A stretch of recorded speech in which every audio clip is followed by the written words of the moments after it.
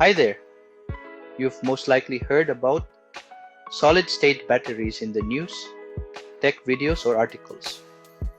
Let's take a deep dive and understand what makes them different from the batteries we use today and when we might start seeing them in our electronic devices, including cars. Let's start with the basics. Most batteries today, especially the ones in your phone, laptop, and electric vehicle, are lithium-ion batteries. These work by moving lithium ions through a liquid electrolyte between two electrodes, positive and negative. They've powered modern technology for decades, and honestly, they've done a solid job, but they do come with a few drawbacks. That liquid inside, it's flammable, though incidents are very rare. It's also sensitive to heat.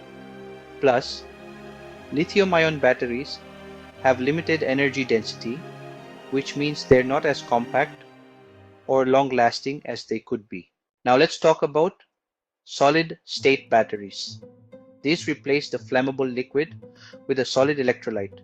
That might sound like a small tweak, but it changes a lot. With a solid electrolyte, the battery becomes more stable, less prone to thermal runaway, and more compact. This means it can potentially store more energy in a smaller space and deliver longer battery life. So whether it's your phone or your car, that's better performance. And in many cases, improved safety. Here's where it gets really exciting. Solid-state batteries are also showing promise for faster charging. Toyota recently revealed a prototype that could charge from 10% to 80% in just 10 minutes. That's the kind of leap that could make EV charging feel more like a quick stop at a petrol station. But we're not quite there yet. The technology is still evolving. One major challenge is finding the right solid material that allows lithium ions to move freely, something that happens much more easily in a liquid. Researchers are exploring different types of solid electrolytes, each with their own pros and cons. Ceramic electrolytes are stable and durable, but can be brittle and hard to manufacture. Sulfide-based electrolytes offer excellent ion conductivity, but are sensitive to moisture and can release toxic gases if mishandled. Polymer electrolytes are flexible and safer to work with, but often have lower conductivity at room temperature. So balancing performance, safety, cost, and scalability isn't simple, but there's real progress being made. In fact, several major players are diving in. Besides Toyota, you've got Samsung, CATL, Hyundai, QuantumScape, Solid Power, and even BMW and Ford partnering with solid-state battery startups. Samsung, for instance, has been testing designs with ultra-thin lithium anodes, aiming for higher energy density without compromising safety. If you're new to my channel, please check out my videos and consider subscribing for more content like this. Thank you for your likes, shares, and subscriptions. So, when will we actually see these in everyday use?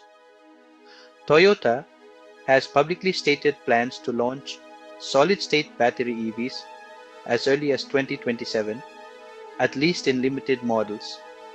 Others are targeting the late 2020s, but this likely won't be a sudden shift.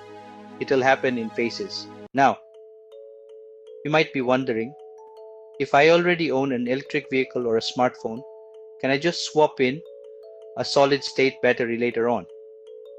For smartphones, it's a bit more flexible. Manufacturers could eventually start using solid-state batteries in new phone models without drastically changing the design. But for everyday users, replacing just the battery in an existing phone isn't practical. It would require a complete internal redesign by the manufacturer. As for EVs, it's a bit more complex. Most current EVs are designed specifically for lithium-ion systems. Retrofitting them with solid-state batteries could require major modifications, which is why we'll mainly see the shift happen through brand new EV models built with solid-state tech in mind right from the design stage. Think of it like the shift from petrol to electric. Older vehicles weren't converted, they were gradually replaced with newer ones. The same will likely happen here. But even before solid-state batteries appear in cars, we might start seeing them in smaller devices like smartwatches, hearing aids, or medical sensors, where compact size and safety matter most, and adoption is easier.